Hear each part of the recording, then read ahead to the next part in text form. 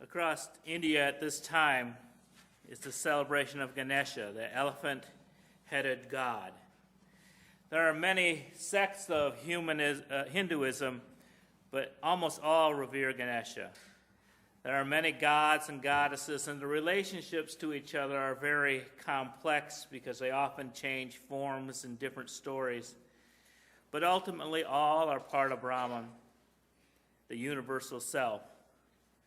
But there are three main divisions. Brahma is the creator god, present at the beginning. Vishnu is the redeemer god. From time to time, the world descends into chaos, and an incarnation of Vishnu is sent down as an avatar. And the most famous of these is Krishna, who often plays the flute.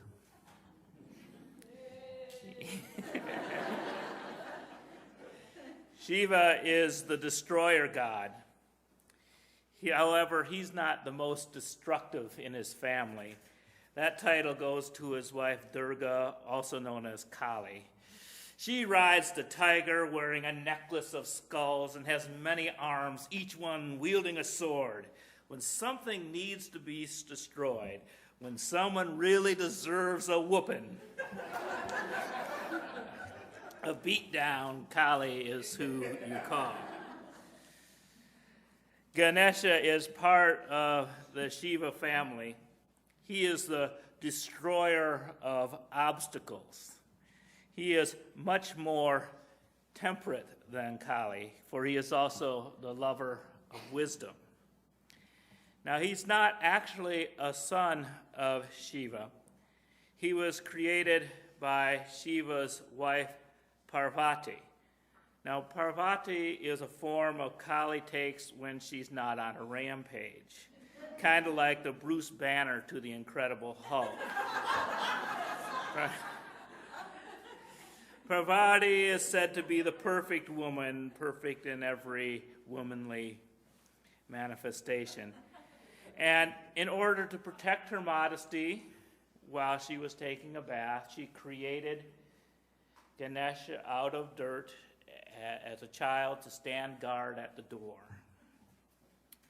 And Shiva came home and wanted to come in the door, and there's this little stranger at the door saying, "You can't come in your own house."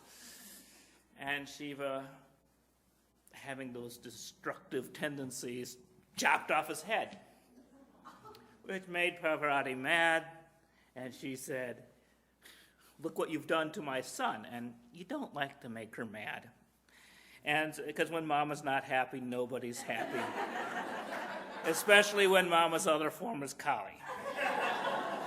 So there's many stories, but basically Shiva took the first head he could find and attached it to the Ganesha's body. And it just happened that that head was the head of an elephant. And Shiva made him lord of all the followers of Shiva. Gana means the group of followers or disciples, and Isha means lord, hence the name Ganesha. Like all the depictions of Hindu goddesses and gods, the pictures of Ganesha are full of symbols. And this is the time where you pull out your card, which is called a puja. A puja. We usually don't do much work with iconography, but this is a thing that helps visualize what I'll be talking about. The elephant's head is large, denoting wisdom. And according to some traditions, he is married to the daughter of Brahma, the creator. Her name is Buddhi, which is the feminine form of Buddha. And when he is literally the lover of wisdom. His devotion to wisdom is so great that once when he was asked to write scripture, he sacrificed his tusk. He broke it off so he could write. So you see in one of his hands, he has his broken tusk ready to write scripture. In his lower left hand is a sweet. It's a little round thing. Sometimes it's a bowl of sweets. Sometimes it's a piece of candy, but he's often depicted as eating something sweet. In fact, some of the earliest statues, that's the one icon that's the oldest, one symbol. And perhaps that's why he's so fat. I like a God who has a little trouble with the sweets. But his belly is also large because it is said to contain the universe, and that in some traditions that he swallows all the obstacles that are in our way. And if your life is anything like mine, that's probably a lot of obstacles. His head represents the soul or ultimate reality of humans. His body represents the Maya, or the earthly existence. Thus, he is also married to Brahma's other daughter, Siddhi, which means achievement. So his wives literally are knowing and doing. And enlightened action is the best way to overcome obstacles. In his upper right hand, that odd object is an elephant goad, or a prod. It's a stick to poke an elephant when it does not want to move. Sometimes our biggest obstacle is complacency. We do not take action unless something prods us. Sometimes we sit and stew and do not know which way to turn. We are stuck, paralyzed with inaction. This might be the time that we need Ganesha to poke us in the right direction. Sometimes the obstacle is fear. We're afraid to move forward. And oftentimes our fears are imagined until the pain of standing still gets greater than the fear of the unknown. We are stuck. In Ganesha's upper left hand is a rope, a noose, or a snare. Sometimes it's said it represents how we're trapped by material things. Other times it's said that he catches obstacles in the snare and takes them out of their way. But in some traditions, he also puts the snare in our pathway because oftentimes we're headed in the wrong direction. So he's able to remove the obstacles because sometimes he's the one that puts them there.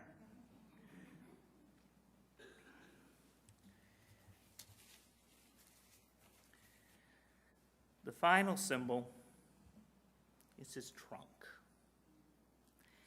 An elephant's trunk is strong enough to remove trees, yet delicate enough to pick up a peanut. It takes wisdom to use just the right amount of force.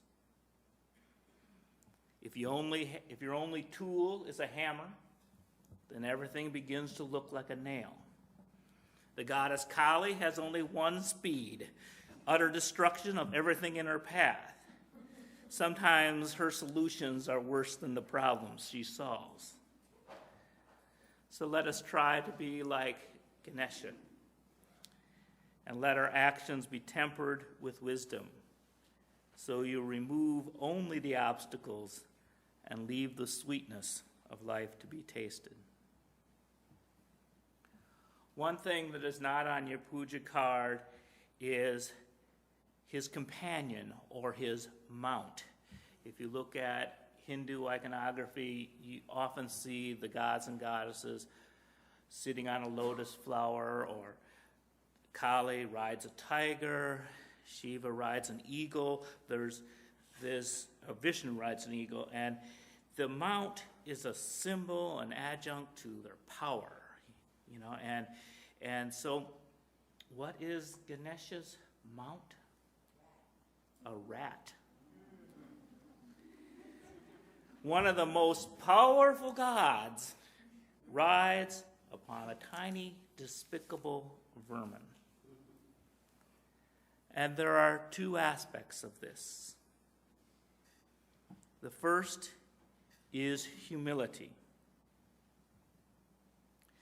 Ganesha doesn't desire to raise himself in glory.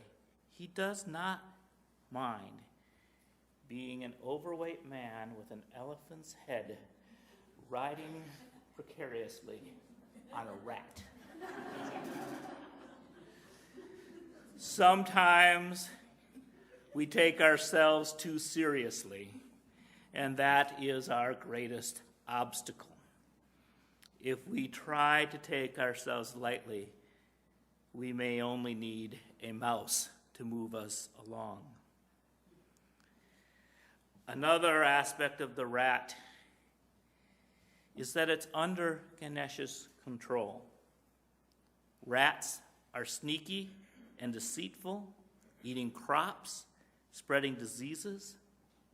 In human history, rats have killed more people than lions, tigers, or bears. I knew I didn't even have to say it.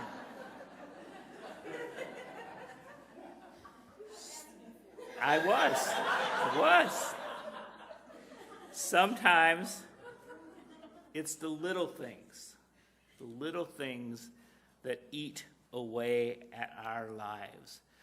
Oftentimes in a crisis, we usually can rise to the task and take care of things because the adrenaline pumps in us and we're there. But there's those little things, those habits that sneak in. You know, you promise to not get angry at people, and then someone cuts you off in traffic, and it ruins your whole day. These sneaky little things come into our lives, and suddenly they're in control. They have you in the kitchen, standing on a chair, screaming. So, I want you to take your card. And there was a basket of pens as you came in, and I noticed that hardly anybody was taking them. I'm sure some of you have pens and pencils in your purses, but if someone could get the basket of pens and look at the back of your card. Find a pen or a pencil, break off a tusk, and write. Or you may prefer to stare at the blank card and imagine what you would write.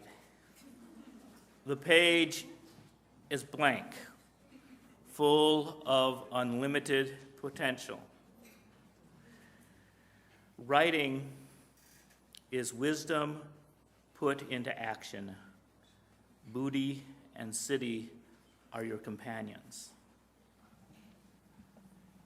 First, write what an obstacle is, or raise your hand if you need a pen.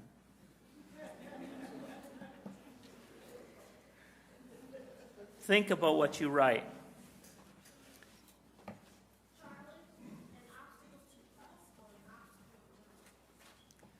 Take your pick. Ganesh can handle it all, from the tiny peanut to the great big tree.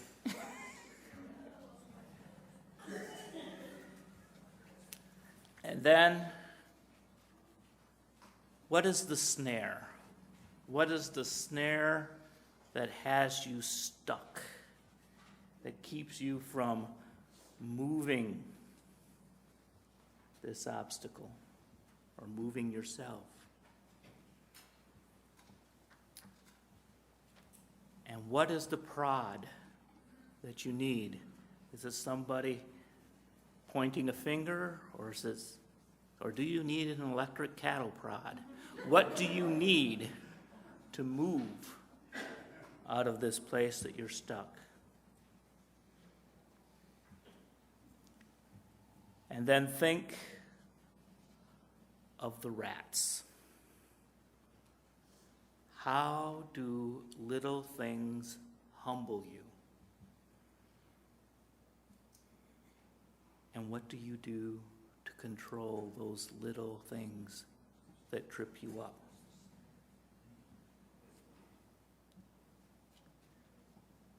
And then think of your trunk. How much force is needed to remove the obstacle? The obstacle may be small, You may have lost your keys. Is it time to tear the house apart? Or is it time to sit still and remember where you put them? After all, an elephant never forgets. What was the third one? Your trunk. Memory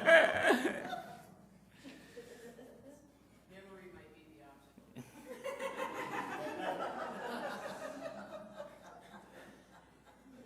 The obstacle may be large. It might be death itself. Is it time to take your trunk and throw it out of the way? Or is it time to delicately touch, caress, and kiss death until it becomes your friend and is no longer an obstacle? Look at your cards again. Think about your obstacle.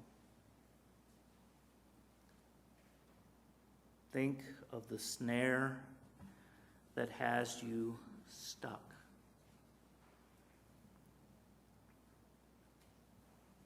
Think of the prod you need to get you to move.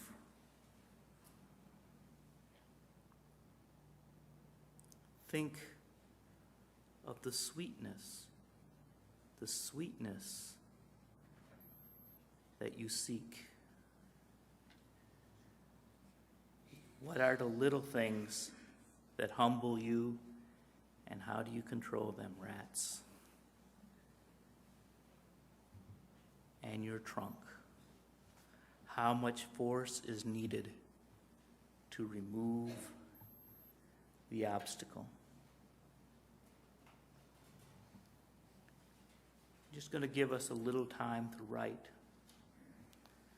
Some of what you write, you might never want to share with anybody. For others, sharing might be the first step in overcoming the obstacle. Take a few more minutes to write, and I'll open up the floor to you.